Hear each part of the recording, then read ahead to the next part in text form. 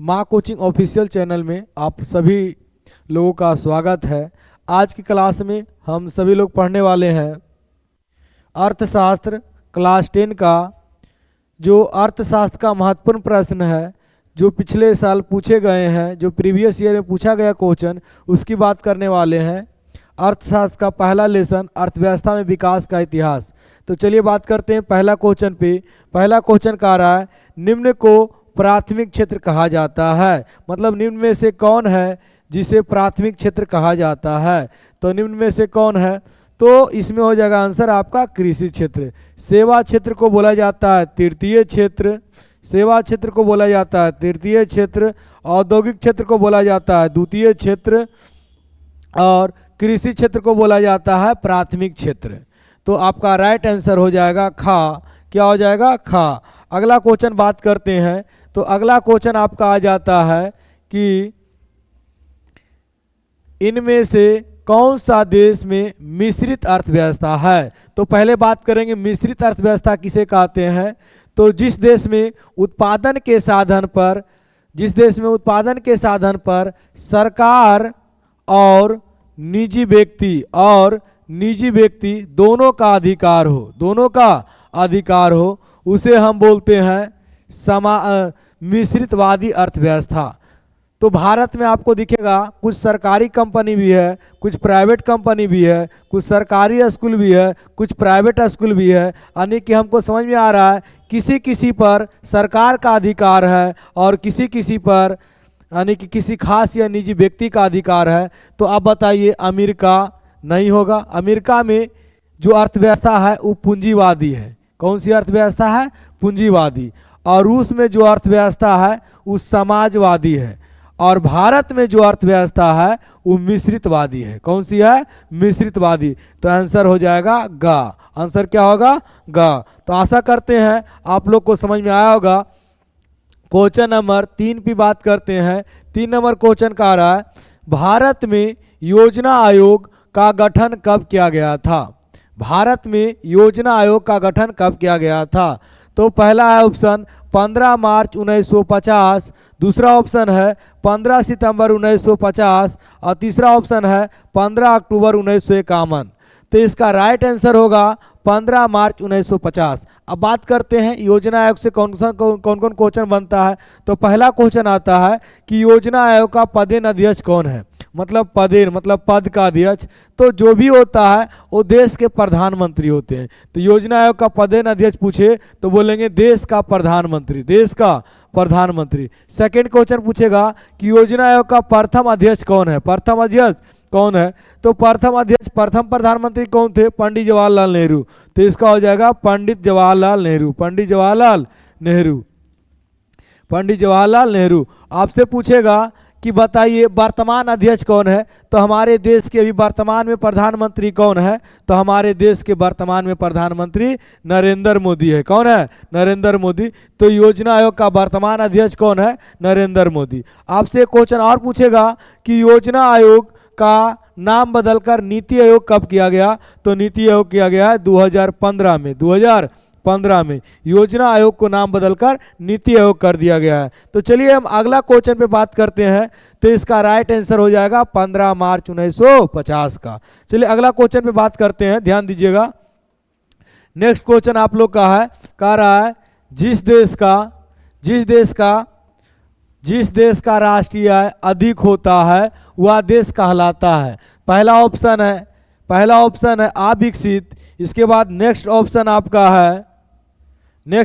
है आपका विकसित और है अर्धविकसित और इनमें से कोई नहीं। तो देखिए, जिस देश का राष्ट्रीय आय अधिक होता है वह देश कहलाता है आपका विकसित। क्या कहलाता है? विकसित। और जिस देश का राष्ट्रीय आय कम होता है वो कहलाता है अविकसित। क्या कहलाता है? अविकसित। तो इसका राइट आंसर हो जाएगा विकसित। अगला क्वेश्चन है इनमें से किसे बिछड़ा राज्य कहा जाता है। सबसे पहले बिछड़ा राज्य कहते किसे हैं। तो जिसका आधारिक संरचना का अभाव हो। आधारिक संरचना क्या होता है? वैसी संरचना जिससे देश की या उस राज्य की विकास हो। जैसे कि जब भी कोई देश अगर विकसित होगा और पिछड़ा नहीं होगा तो उस देश में रोड अच्छा होगा, यानी कि रोड अच्छा होगा, स्वास्थ्य सुविधा अच्छी होगी, प्रशासन व्यवस्था अच्छी होगी, तो वह देश जो कहलाता है वो पिछड़ा नहीं होता है। और जिस देश में ये सब नहीं होता है वह देश पिछड़ा कहलाता है।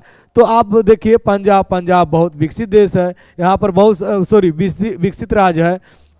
और केरल भी आपका विकसित राज्य है। यहाँ की साक्षरता दर सबसे अधिक है। क्वेश्चन पूछेगा भारत के किस राज्य का साक्षरता दर सबसे अधिक है? तो केरल का। और दिल्ली भी बहुत अच्छा राज्य है, डेवलप यानी कि राज्य है, राज्य नहीं केंद्र शासित प्रदेश है। और बिहार जो है वो पिछड़ा राज्य है। बिहार कौन सा राज्य है? पिछड़ा राज्य। तो आपसे क्वेश्चन पूछेगा निम्नलिखित में से कौन सा पिछड़ा राज्य है? तो आपका हो जाएगा राइट आंसर गा, बिहार। क्या हो जाएगा? बिहार। अगला क्वेश्चन है अर्थव्यवस्था के मुख्य प्रकार। अर्थव्यवस्था के मुख्य प्रकार, तो अर्थव्यवस्था के आपका 2 दिया हुआ है, 3 दिया हुआ है, 4 दिया हुआ है और डी ऑप्शन अनेक है। तो अर्थव्यवस्था, पूरे विश्व की अर्थव्यवस्था के 3 प्रकार होता है। पहला होता है पूंजीवादी अर्थव्यवस्था, जिस देश में उत्पादन के साधन पर किसी खास व्यक्ति का अधिकार हो तो उसे बोलते हैं पूंजीवादी। और दूसरा होता है समाजवादी अर्थव्यवस्था। और तीसरा आपका होता है मिश्रितवादी अर्थव्यवस्था। कौन सी अर्थव्यवस्था? मिश्रितवादी अर्थव्यवस्था। तो पूंजीवादी का उदाहरण है अमेरिका और जापान, और आपका समाजवादी का उदाहरण है चीन और क्यूबा, और आपका मिश्रितवादी का उदाहरण है भारत। कौन है? भारत। तो आपसे क्वेश्चन पूछेगा कोई भी कि बताइए निम्नलिखित में से कौन सा पूंजीवादी अर्थव्यवस्था है? ऑप्शन ए में रहेगा या बी में रहेगा अमेरिका, तो अमेरिका मारिएगा। ये जापान रहेगा तो जापान। समाजवादी अर्थव्यवस्था कहाँ है? तो चीन है और क्यूबा में। समाजवादी अर्थव्यवस्था क्या होता है? तो जिस देश में उत्पादन के साधन पर सरकार के अधिकार हो उसे हम समाजवादी अर्थव्यवस्था कहते हैं। और जिस देश में उत्पादन के साधन पर सरकार के साथ साथ किसी खास व्यक्ति का अधिकार हो तो उसे हम समाजवादी अर्थव्यवस्था कहते हैं। चलिए आप लोग को समझ में आ गया होगा कि पूरे विश्व में अर्थव्यवस्था के 3 प्रकार होते हैं। चलिए अगला क्वेश्चन भी बात करते हैं। तो अगला क्वेश्चन आपका आइए गया वही क्वेश्चन, देखिए सेम क्वेश्चन है जो भी आपको समझा रहे थे। कहा था इनमें से कौन सा देश में समाजवादी अर्थव्यवस्था है? तो आपको बताए थे चीन और क्यूबा। तो पहला ऑप्शन जापान, इसमें कौन सा अर्थव्यवस्था है? तो पूंजीवादी है। ई होगा? नहीं होगा। ई नहीं होगा क्योंकि इस देश में जो है पूंजीवादी अर्थव्यवस्था है। दूसरा आपका रूस है, तो रूस में जो है आपका कौन सी अर्थव्यवस्था है? समाजवादी। कौन सी अर्थव्यवस्था है? समाजवादी। भारत में कौन सी अर्थव्यवस्था है? मिश्रित अर्थव्यवस्था है। तो इसका राइट आंसर कौन सा हो जाएगा? बी, रूस। क्योंकि कह रहे हैं इनमें से कौन सा देश में समाजी अर्थव्यवस्था है? तो रूस में है। चलिए अगला क्वेश्चन, अमेरिका में भी पूंजीवादी अर्थव्यवस्था है, तो इसका राइट आंसर कौन सा हो गया? आपका रूस। चलिए अगला क्वेश्चन हम लोग देखेंगे, क्वेश्चन नंबर 8। आइएगा क्वेश्चन कह रहा है भारत में नीति आयोग की स्थापना कब हुआ? तो आपको हम पढ़ाए थे कि योजना आयोग का नाम बदलकर नीति आयोग किया गया था। अब कब किया गया था? तो 2015 में। चलिए अगला क्वेश्चन हम लोग बात करते हैं। तो अगला क्वेश्चन आप लोग का है, आप सभी लोग देखिएगा, अगर वीडियो अच्छा लगे तो लाइक कीजिएगा और शेयर कीजिएगा। अगला क्वेश्चन कह रहा है इनमें से कौन आर्थिक क्रिया नहीं है? इनमें से कौन आर्थिक क्रिया नहीं है? सबसे पहले बात करते हैं आर्थिक क्रिया होता क्या है।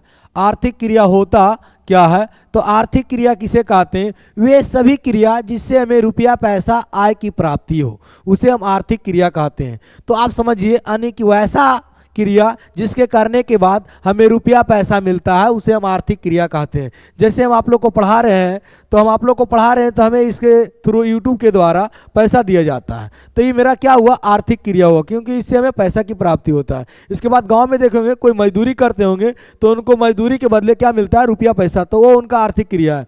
अगर वो मिस्त्री का काम कर रहे हैं तो उनका आर्थिक क्रिया मिस्त्री हो गया। अगर कोई काम लेबर का कर रहा है तो उनका भी आर्थिक क्रिया हो गया, क्योंकि उसके थ्रू उन्हें क्या मिल रहा है? पैसा मिल रहा है। तो बात करते हैं, पहला है कृषि, तो ये भी आर्थिक क्रिया। क्वेश्चन पूछा आर्थिक क्रिया नहीं है, तो ये भी आर्थिक क्रिया है क्योंकि खेती करेंगे उससे हमको रुपया पैसा मिलेगा। बेरोजगारी भी क्या है? आपका आर्थिक क्रिया है। बेरोजगारी है, और बेरोजगारी और आपका है परिवहन। तो परिवहन का मतलब एक स्थान से दूसरे स्थान ले जाना, तो उसको भी पैसा मिलता है। बेरोजगारी, तो बेरोजगारी है भी, बेरोजगारी है तो उसमें भी, यानी दोनों में क्या है देखिए, बीमा। बीमा में क्या होता है, हम लोग को पैसा नहीं बल्कि जीवन का इंश्योरेंस मिलता है, हम लोग का ज़िंदगी का इंश्योरेंस मिलता है। अगर आप मर गए तो आपको पैसा उसमें, अगर आप जैसे LIC आप जानते होंगे, तो LIC में अगर कोई LIC या LIC को हिंदी में बोलते हैं बीमा, अगर कोई बीमा कराता है तो उसे पैसा दिया जाता है, लेकिन इसमें कोई काम करना होता है नहीं। तो इसका आंसर कौन हो जाएगा आपका सी, क्या हो जाएगा सी, बीमा। राइट आंसर होगा बीमा आपका, कि निम्नलिखित में से कौन है आर्थिक क्रिया नहीं है, तो बीमा हो जाएगा। अगला क्वेश्चन आप लोग समझते हैं, कहता है किस क्षेत्र को तृतीय क्षेत्र कहा जाता है। तो समझिए, पूरे विश्व की अर्थव्यवस्था को 3 क्षेत्रों में बांटा गया है। पहला को बोलते हैं प्राथमिक क्षेत्र, और दूसरा को बोलते हैं द्वितीय क्षेत्र, और तीसरा को बोलते हैं तृतीय क्षेत्र। तो प्राथमिक क्षेत्र का दूसरा नाम है, उसे हम बोलते हैं कृषि क्षेत्र, और द्वितीय क्षेत्र का दूसरा नाम है, उसे बोलते हैं उद्योग क्षेत्र, और तृतीय क्षेत्र का दूसरा नाम है, उसे बोलते हैं सेवा क्षेत्र। तो हमसे क्या पूछा है कि किस क्षेत्र को तृतीय क्षेत्र कहा जाता है, तो ऑप्शन ए है सेवा क्षेत्र। क्या यही है तृतीय क्षेत्र में, तो राइट आंसर हो जाएगा ए, क्या हो जाएगा। आप पूछता कृषि क्षेत्र, तो बोल कौन सा क्षेत्र में आता है, द्वितीय क्षेत्र में, और कृषि क्षेत्र प्राथमिक क्षेत्र में, और उद्योग क्षेत्र किस में आएगा, यानी कि आपका द्वितीय में आएगा। तो आपको इसका राइट आंसर हो जाएगा आपका कौन, तो आपका ए ऑप्शन हो जाएगा। किस क्षेत्र को तृतीय क्षेत्र कहते हैं, तो ऑप्शन ए आपका हो जाएगा सेवा क्षेत्र। अगला क्वेश्चन हम लोग समझते हैं। अगला क्वेश्चन कह रहा है कि इनमें से कौन से देश में मिश्रित अर्थव्यवस्था है, कौन से देश में मिश्रित अर्थव्यवस्था है। अमेरिका, रूस, भारत, कोई नहीं। तो आपको बताएं, अमेरिका में पूंजीवादी अर्थव्यवस्था है, रूस में समाजवादी अर्थव्यवस्था है, और भारत में जो आपका है वो कौन सी अर्थव्यवस्था है, मिश्रितवादी। कौन सी अर्थव्यवस्था है, मिश्रित या मिश्रितवादी अर्थव्यवस्था। तो आपका राइट आंसर हो जाएगा सी। अगला क्वेश्चन हम लोग देखेंगे, कह रहा है भारत की आर्थिक व्यवस्था कैसी है, समाजवादी, पूंजीवादी, मिश्रितवादी। यही क्वेश्चन भी पढ़े थे ना। तो भारत की अर्थव्यवस्था कैसी है, मिश्रितवादी। कैसी है, मिश्रितवादी। अगला क्वेश्चन हम लोग बात करेंगे, ये क्वेश्चन ये बात आपको किए थे कि आपको ये भी क्वेश्चन बताएं कि इनमें से कौन है जो योजना आयोग का पदेन अध्यक्ष होता है। तो आपको बताए थे कौन होता है आपका, प्रधानमंत्री। तो ऑप्शन आपका कौन हो जाएगा, ए। अगला क्वेश्चन की बात करते हैं। तो अगला क्वेश्चन आप लोग का है कि डेबिट कार्ड संबंधित है। तो डेबिट कार्ड जो आपका संबंधित है, तो आपको दिया हुआ है, आप पढ़े होंगे कि पहले भारत में क्या हुआ, मुद्रा का विकास कैसे कैसे हुआ। तो उसमें हम लोग पढ़े थे एटीएम, कोर बैंकिंग प्रणाली, बैंकिंग प्रणाली। तो सबसे पहले बात करेंगे एटीएम क्या है। तो एटीएम एक प्लास्टिक का छोटा सा कार्ड है, जिसके सहायता से आप किसी भी एटीएम, किसी भी बैंक के एटीएम के शाखा के पास जाइए और 24 घंटा आप पैसा निकाल सकते हैं।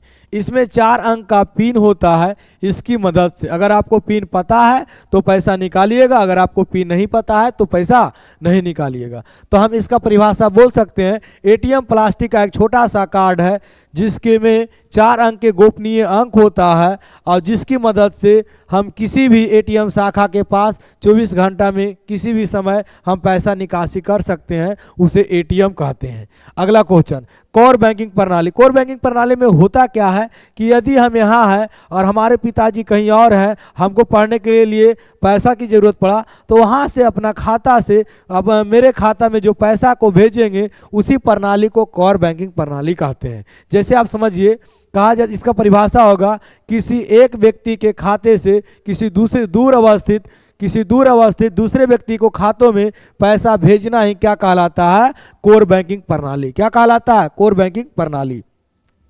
बैंकिंग प्रणाली क्या है, तो बैंकिंग प्रणाली बैंक द्वारा जारी किया गया एक चेक होता है, जिसकी मदद से लेन देन होता है, उसे हम बोलते हैं बैंकिंग प्रणाली। तो आपसे क्वेश्चन पूछा है कि डेबिट कार्ड, तो डेबिट कार्ड बताइए। डेबिट कार्ड मतलब एटीएम, जब एटीएम लेते होंगे तो उसमें लिखल रहता है डेबिट कार्ड।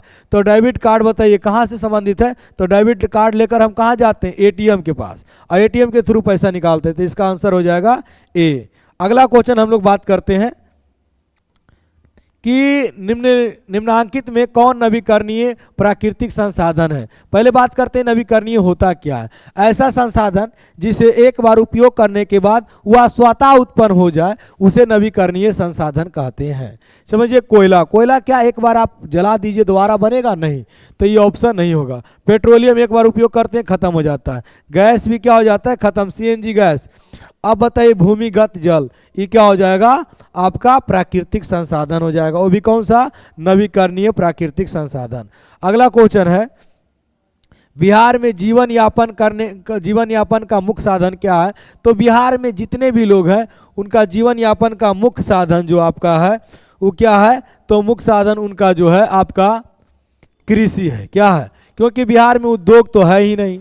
अब बिहार में व्यापार तो लोग करना चाहता है लेकिन उसको बैंक के जो है उस सपोर्ट नहीं मिल पाता है, व्यापार नहीं मिल यानी उसको पैसा कौड़ी बैंक नहीं देता है। इसी के कारण इसमें जो मेन होगा आपका कृषि होगा। अगला क्वेश्चन बात करते हैं। अगला क्वेश्चन कहता है कि देश में सब्जी के उत्पादन में बिहार का कौन सा स्थान है? तो देश में सब्जी के उत्पादन में बिहार का पहला तो होगा ही नहीं, तीसरा भी नहीं होगा, चौथा भी नहीं होगा। तो सब्जी उत्पादन में कौन सा स्थान है? दूसरा। कौन सा स्थान है? दूसरा। तो चलिए क्वेश्चन नंबर हम लोग 18 की बात करते हैं। तो क्वेश्चन नंबर 18 आपका है, भारत में कह रहा है भारत के पड़ोसी देशों में किस देश की प्रति व्यक्ति आय सबसे अधिक है? मतलब कह रहा है कि भारत का पड़ोसी देश कौन कौन है? तो चीन है, अमेरिका है, चीन है, पाकिस्तान है और श्रीलंका है। तो इसमें ऑप्शन में देखिएगा, ऑप्शन में आपका पहले पाकिस्तान है, लेकिन पाकिस्तान की जो है प्रति व्यक्ति आय कम है। बांग्लादेश के भी प्रति व्यक्ति आय कम है और नेपाल का भी प्रति व्यक्ति आय कम है। तो किसका अधिक है? तो श्रीलंका का। किसका अधिक है? श्रीलंका का। प्रति व्यक्ति आय किसे कहते हैं? तो कहता है राष्ट्रीय आय में देश की कुल जनसंख्या से भाग देने पर जो भागफल प्राप्त होता है उसे हम बोलते हैं प्रति व्यक्ति आय। निम्न में से कौन प्राथमिक क्षेत्र भी कहा जाता है? आपको पहले ही बताए थे कि प्राथमिक क्षेत्र जैसे ही बोले मतलब कौन होगा? कृषि क्षेत्र। सेवा क्षेत्र बोले तो ये हो जाएगा तृतीय। क्या हो जाएगा? तृतीय। और उद्योग बोले तो ये हो जाएगा द्वितीय। और कृषि बोले तो हो जाएगा प्रथम। यानी कि बोलेगा प्राथमिक क्षेत्र कौन है? तो कृषि। यानी 19 के ऑप्शन बी। Option B. अगला क्वेश्चन हम लोग बात करेंगे। कहता है कि गरीबी कैंसर की रोग की तरह है, किसने कहा? गरीबी जो है वो कैंसर की रोग की तरह है, किसने कहा? तो ये बात जो बताए थे वो अर्थशास्त्री थे कुचनेड। कौन थे? कुचनेड थे। कौन थे? कुचनेड थे। तो आपसे क्वेश्चन पूछेगा कि बताइए कि गरीबी एक कैंसर की रोग की तरह, यह बात किसने कहा? तो बताएंगे अपना लोग कौन सी? अर्थशास्त्री कुचनेड। अगला क्वेश्चन कहता है कि किस क्षेत्र को द्वितीय क्षेत्र कहा जाता है? तो सेवा क्षेत्र को तृतीय क्षेत्र कहा जाता है। काट दीजिए और बोलिए पढ़ा रहे हैं तो। और आपको द्वितीय क्षेत्र कृषि क्षेत्र को प्राथमिक क्षेत्र कहा जाता है और उद्योग को बोला जाता है कौन सा? द्वितीय क्षेत्र। तो आपसे क्वेश्चन पूछा है किस क्षेत्र को द्वितीय क्षेत्र कहते हैं? तो ऑप्शन सी। Option C. अगला क्वेश्चन बात करते हैं। तो अगला क्वेश्चन कहता है कि 11वीं पंचवर्षीय योजना की अवधि क्या है? 11वीं पंचवर्षीय योजना का अवधि क्या है? तो बताइएगा आप लोग क्या है? 2008 से 2013। ऑप्शन ए है 2006 से 2011 और 2009 से 2014, 2007 से 2012। तो हो जाएगा ऑप्शन डी 2007 से 2012। तो आप लोग समझ गए होंगे। ये जो है आपका, अब ये क्वेश्चन यहाँ से और बनता है तो बता देते हैं कि सबसे पहला पंचवर्षीय योजना की बात किया जाए तो सबसे पहला पंचवर्षीय योजना का होता है 1951 से 1956। 1951 से 1956। आई प्रत्येक 5 साल पर यानी कि योजना लाया जाता है। इसी को बोलते, इसलिए इसे बोला गया पंचवर्षीय योजना। ये 11वां था इसीलिए 11वीं पंचवर्षीय योजना बोले गया। अगर पहला होता तो पहला पंचवर्षीय योजना, दूसरा रहेगा तो दूसरा पंचवर्षीय योजना। उसी तरह से 11वां पंचवर्षीय योजना आपसे पूछे तो 2007 से 2012। अर्थव्यवस्था विकास का गैर आर्थिक कारक कौन है? मतलब जो गैर हो।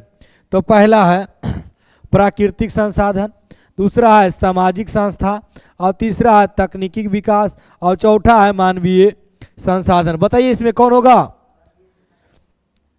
कौन होगा? तो आप देखिए प्राकृतिक संसाधन समझिएगा, प्राकृतिक के द्वारा दिया गया है, तो ये आपका हो जाएगा आर्थिक। गैर मतलब जो आर्थिक कारक में नहीं आता है, तो बताइए क्या हो जाएगा? सामाजिक संस्था। क्या हो जाएगा? सामाजिक संस्था। तकनीकी विकास भी क्या है?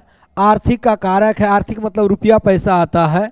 आपका मानवीय संसाधन मतलब मानव जो काम करता है, मानव भी एक प्रकार का संसाधन है। संसाधन लग जाए मतलब कि संसाधन किसे कहते हैं? तो जो मानव की आवश्यकता को पूर्ति करता है उसे संसाधन कहते हैं। तो मानव भी तो किसी की आवश्यकता को पूर्ति कर रहा है, तो ये भी तो आर्थिक कारक है। इसको भी तो जब पूरा करेगा तो इसको रुपया पैसा मिलेगा।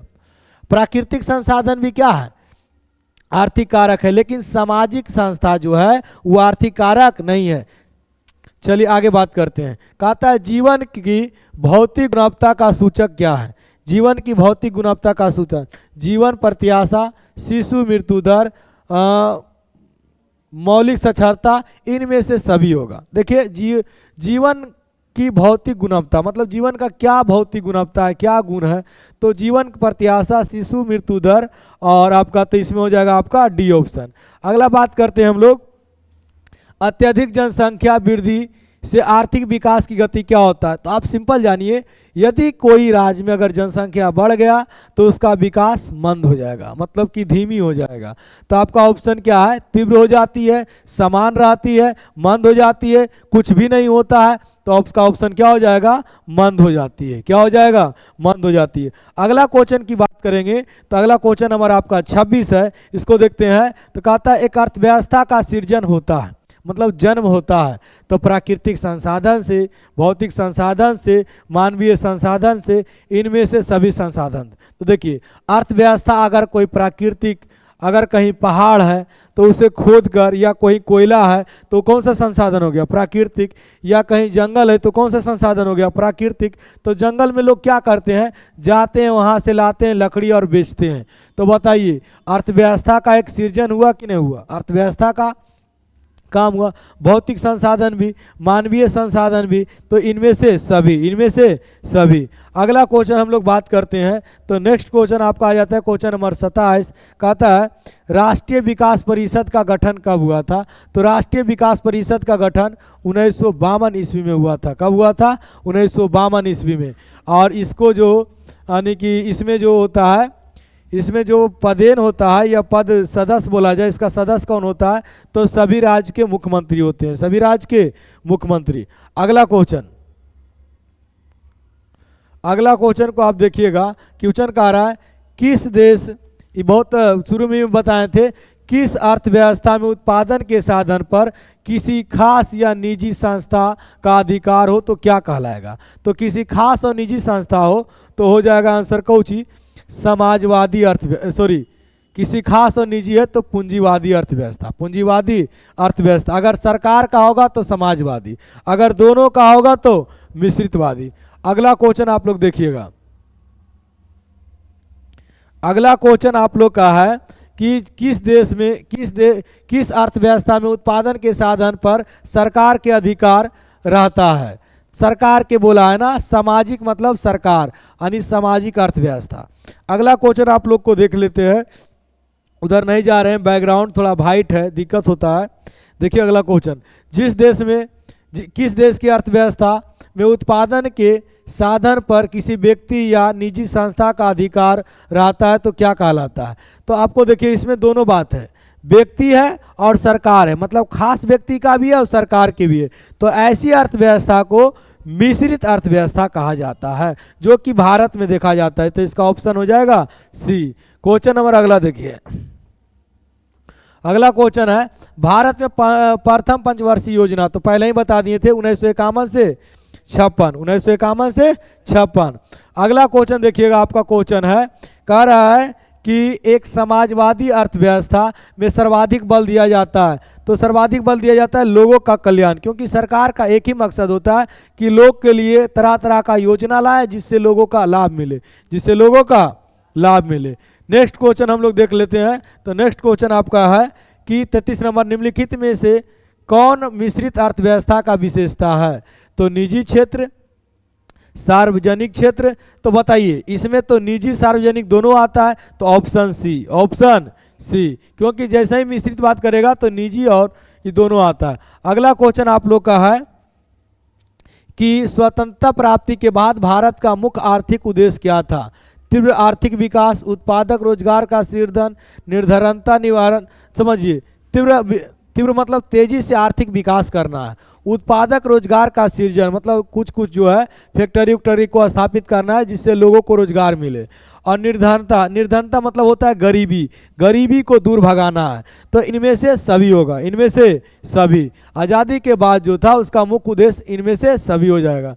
चलिए अगला क्वेश्चन कहता है बिहार के आर्थिक पिछड़ापन के कारण क्या है? जनसंख्या में तीव्र वृद्धि, कृषि पर अत्यधिक जनभार, बाढ़ एवं सुखाड़। देखिए ये सभी है, जनसंख्या भी बिहार का तेजी से बढ़ रहा है, कृषि पर अत्यधिक जनभार है, मतलब सब लोग कृषि ही करता है बिहार में, क्योंकि यहाँ पर उद्योग धंधा है ही नहीं। बाढ़ भी आता है, सूखा भी आता है, तो बाढ़ और सूखा दोनों का प्रकोप। एक क्वेश्चन आज पूछता है कि बिहार के किस क्षेत्र जो है बाढ़ से प्रभावित है? तो आपको बोलेगा उत्तरी क्षेत्र। कौन सा क्षेत्र? उत्तरी। क्वेश्चन आएगा बिहार का कौन सा क्षेत्र जो है सुखाड़ से प्रभावित है? तो बोलिएगा दक्षिणी क्षेत्र। कौन सा क्षेत्र? दक्षिणी। अगला क्वेश्चन देखिए, तो इसका राइट आंसर हो जाएगा इनमें से सभी, अन्य उपयुक्त में से सभी। अगला क्वेश्चन कहता है आर्थिक विकास माप के लिए सबसे महत्वपूर्ण सूचकांक क्या है? राजकीय आय, प्रति व्यक्ति आय, राजनैतिक स्थायी आय। तो देखिए कह रहा आर्थिक विकास का जो महत्वपूर्ण है वो आपका हो जाएगा, ये दोनों आय आपको पढ़ाए हैं नहीं? आय दो प्रकार के, प्राकृतिक और राष्ट्रीय, सॉरी प्रति व्यक्ति आय और राष्ट्रीय। तो इसमें ये आ गया कहाँ से? राजकीय आय और राजनीतिक आय। तो इसका आपका जो राइट आंसर हो जाएगा आपका प्रति व्यक्ति आय हो जाएगा, प्रति व्यक्ति आय। तो अब अगला क्वेश्चन देखिए, बिहार में जमशेदपुर में, देखिए पहले समझिए अब बात अलग हो गया है, अब जो ये है वो आप झारखंड में चल गया है। तो यहाँ पर बिहार नहीं लिखकर क्या लिखेंगे? झारखंड। क्या लिखेंगे? झारखंड। क्योंकि अब जो है जमशेदपुर का लोहा इस्पात जो कारखाना है वो अब कहाँ चल गया है? झारखंड। पहले बिहार में ही झारखंड था, इसीलिए पहले से क्वेश्चन था, थोड़ा सा मिस्टेक हो गया है। तो अब जो आपको याद रखना है कि झारखंड के जमशेदपुर में लोहा एवं इस्पात के कारखाना की स्थापना कब हुई थी? तो 1907।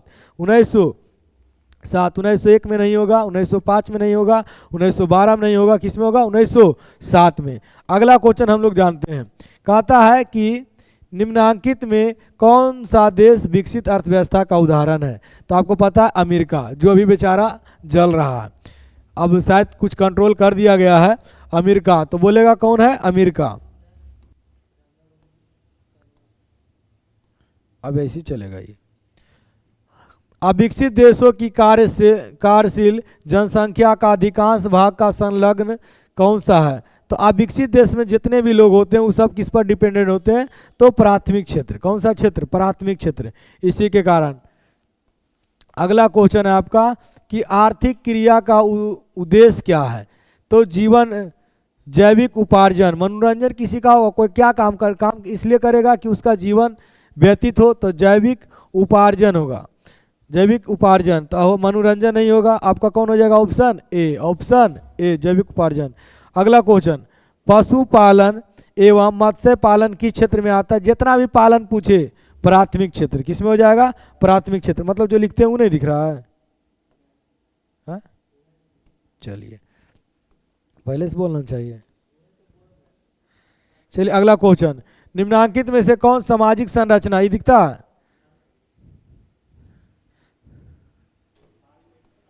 ये दिख रहा है? सामाजिक संरचना का अंग है। तो शिक्षा और प्रशिक्षण, स्वास्थ्य सेवाएं, आवास, उपयुक्त में से सभी। तो देखिए सामाजिक संरचना का अंग सब है, सबको आजकल शिक्षा प्रशिक्षण, शिक्षा मतलब जो आप लोग पढ़ लिख रहे हैं, प्रशिक्षण मतलब कोई भी काम करने के लिए जो जानकारी होता है उसे प्रशिक्षण बोला जाता है। स्वास्थ्य, सभी लोग को स्वास्थ्य की जरूरत है। आवास, सभी लोग के, तो इनमें से सभी। अगला क्वेश्चन हम लोग देखते हैं, अब ज़्यादा क्वेश्चन नहीं है, अब लास्ट होने वाला होगा। सामान्यतः किसी देश के विकास के स्तर निर्धारित पर सामान्यतः किसी देश के विकास का स्तर किस आधार पर निर्धारित किया जाता है? प्रति व्यक्ति आय, साक्षरता दर, स्वास्थ्य की स्थिति, इनमें से सभी जिसको विकास को कौन जारी करता है? यूएनडीपी, जिसकी स्थापना 1990 में किया गया था और सबसे पहला मानव विकास रिपोर्ट जो जारी हुआ था 1990 में हुआ था। निम्नलिखित में से किस क्षेत्र को प्राथमिक क्षेत्र कहा जाता है? तो आपका हो जाएगा कृषि क्षेत्र। क्या हो जाएगा? कृषि क्षेत्र। अगला क्वेश्चन देखिए, तो कहता है बिहार एक राज्य है औद्योगिक, पशुपालन, खनिज, कृषि प्रधान। तो बिहार जो है वो कृषि प्रधान राज्य है। चलिए अगला क्वेश्चन अब आपका लास्ट हुआ द एंड। चलिए आज देखिए, अभी थोड़ा नया नया है, आप लोग को कुछ दिक्कत होता होगा, हमको भी होता है, लेकिन जैसा ही थोड़ा पुरान हो जाएंगे कोई दिक्कत नहीं होगा। तो अगर आप लोग को वीडियो अच्छा लगे तो लाइक कर दीजिए और चैनल को सब्सक्राइब कीजिए, और नया है तो अपना अपना दोस्तों के पास भी शेयर कीजिए ताकि पता चले। धन्यवाद। यस कीजिए।